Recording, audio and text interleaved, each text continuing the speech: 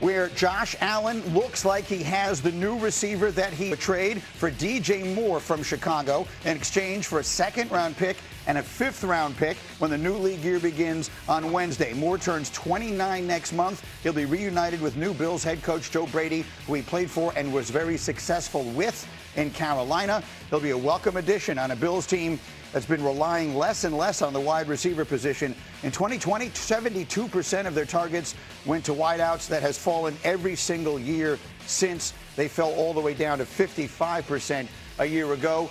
Dan Graziano, let me start with you. What should we take from this? This feels like a seismic move on some level for both teams. Bills desperately needed the help. Bears have cleared a lot of cap space. Bills needed a nominal number one wide receiver, and they feel like they have one in DJ Moore. Used their second-round pick to get him. So this is them saying, we didn't feel like whoever we were going to get with our second-round pick was going to help us as much as DJ Moore will this year. And the Buffalo, as we know, is in a win-now mode. You fire your coach after getting to the second round of the playoffs, you have to win. So that is their second-round pick, and that's what they've decided to do with it. For the Bears, DJ Moore became a bit of a surplus item. They've drafted in recent years, Luther Burden, Rome Odunze, Colston Loveland.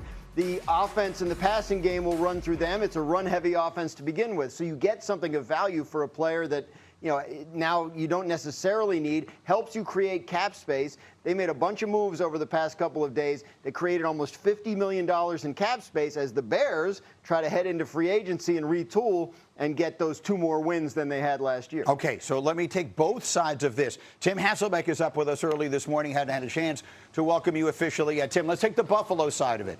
One of the several things it feels like the Bills really need was help in that wide receiver room. We just showed you the numbers. Does this feel like the move they need? Is this enough to help Josh Allen finally get over the top? Yeah, it's not enough, but it's definitely a good move. And, Dan, kind of characterized it as almost like a fringe number one wide receiver. I do think that's what you're getting with DJ Moore, but it's also why I think they're not done, addressing, the wide receiver room. Khalil Shakir is a very good player, but he's much better inside. You think about what they've done, like just this past year, 32-year-old Brandon Cooks is on the roster. He's been on 7 teams.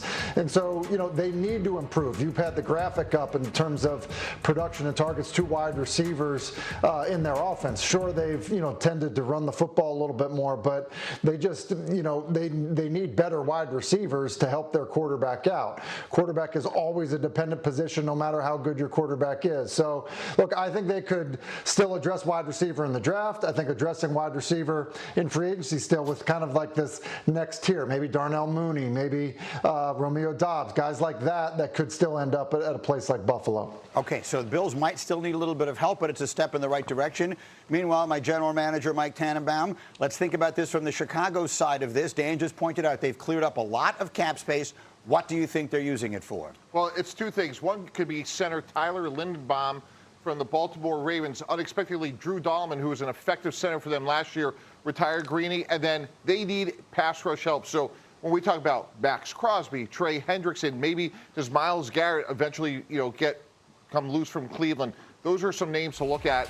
And here's something else to consider. Well, here's Max Crosby, who would be immensely helpful to, obviously, to the Bears or any team. But the old axiom of win for today, develop for tomorrow applies here. Give them a ton of credit. Luther Burden was a second-round pick a year ago. They need him to step up along with Rome Odunze. That allowed them to move on from DJ Moore. And as Graz mentioned, tons of cap room, great opportunity for them. What are we thinking as far as all that cap space that gets cleared up there in Chicago? When you look at what the Bears did last year when Ben Johnson got there, it was, acquire 2 guards and sign a center, and they did that. Now, the center unexpectedly gone after 1 year.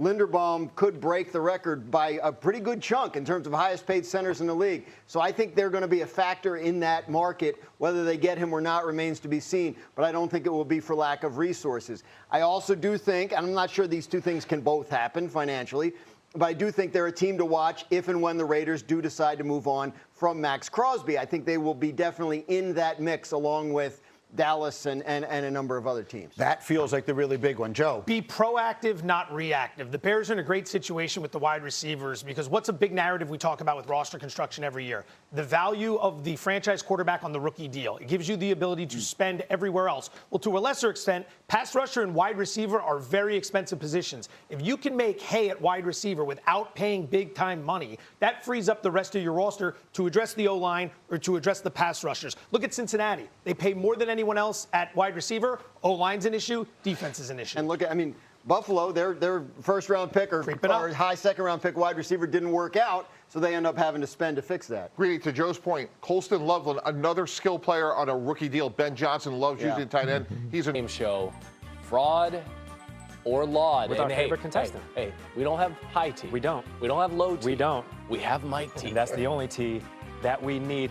Mike T, our first caller is Josh Allen. He is saying DJ Moore is just what the Bills' offense needed. Mike T, fraud or laud? Gary, that is fraud.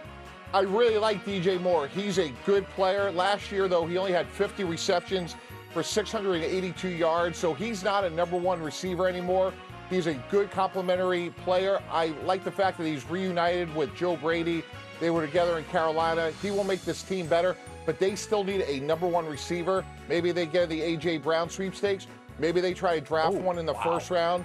So it's a good start, but more work to be done. You imagine A.J. Brown and DJ Moore. There's not enough weights in the weight room. Running routes for Josh Allen. Our next caller, Sean McVay. Mike T, he says Trent McDuffie is the Rams' missing piece. Is that fraud or laud? That is a laud. I love Trent McDuffie. He's one of my favorite players in the NFL, maybe the best corner overall. He's extremely versatile. He could play in the slot. He could play outside. Seeing him against man-to-man against the aforementioned A.J. Brown. He's actually a good blitzer as well. And when you think about they have to go beat a team like Seattle to get to where they want to go, he could cover Jackson Smith and Jigba. So in the past, they haven't spent a lot of money on corners. This was a great move for the Rams. Randy's already calling it McDuffie Island, like Revis Island. I'm actually staying away from island nicknames lately. Our final caller is Stephen A. Smith. He said that A.J. Brown is the best fit to replace Stephon Diggs in New England. Mike T, fraud or laud? That's a laud, even if it wasn't true, because it's Stephen A. I would agree with him. But look, if the Patriots could get A.J. Brown, they should go back to the Super Bowl. He's 29 years old. He's still in his prime. He has 32 touchdowns over the last 4 years. And without Diggs, they are desperate for a number one receiver.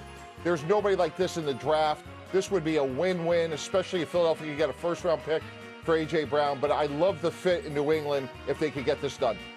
That picture of Stephen A. is outstanding. Mike T, it's time to claim your prize. What door are you picking? Oh. Randy, door number one.